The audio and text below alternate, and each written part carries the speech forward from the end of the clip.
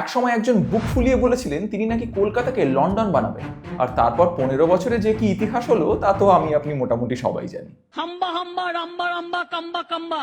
কিন্তু একবার ভাবুন, যদি এমন হতো যে শুধু লন্ডন কেন, পকেটে মাত্র 20 টাকা নিয়ে পুরো ইউরোপ ঘুরে বেড়াতে পারত। কোনো প্লেন জাহাজের চক্কর নেই, ঝামেলা নেই, ঝঞ্ঝাট নেই।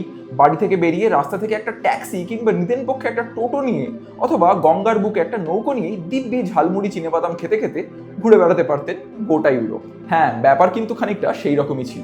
সেই প্রায় 1500 খ্রিস্টাব্দ থেকে শুরু করে সমস্ত ইউরোপীয় সাম্রাজ্যবাদী শক্তিগুলোর নজর ছিল কিন্তু আমাদের এই সুজলা সুফলা শস্য শ্যামলা বঙ্গভূমিটির দিকেই।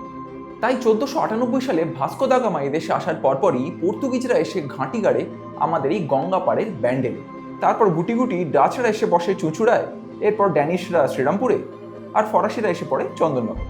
ব্যাস, প্রায় অর্ধেক ইউরোপ এসে গেল একেবারে আমার আপনার ঘরের কোণে। আর এদের এদেশে প্রভূত লাভের খবর পেয়ে এরপর সুরসুর করে যারা এসে জুটলো, সেই ব্রিটিশদের কথা নতুন করে কি বা বলার আছে। এমনি করেই আমার আপনার ঘরের কোণে এক সময় প্রায় পায়ে হেঁটেই পৌঁছে যাওয়া যেত হল্যান্ড থেকে ডেনমার্ক, পর্তুগাল থেকে ফ্রান্স কিংবা ইংল্যান্ড। আর তাই কলকাতার উত্তরে হুগলি নদীর পশ্চিম পাড়ের এই অংশটির নাম মানুষের মুখে মুখে হয়ে গিয়েছিল দ্য লিটল ইউরোপ। ইতিহাসের এরকম আরো অনেক না জানা কাহিনী শুনতে সাবস্ক্রাইব করুন ক্রোনোম্যান্ট।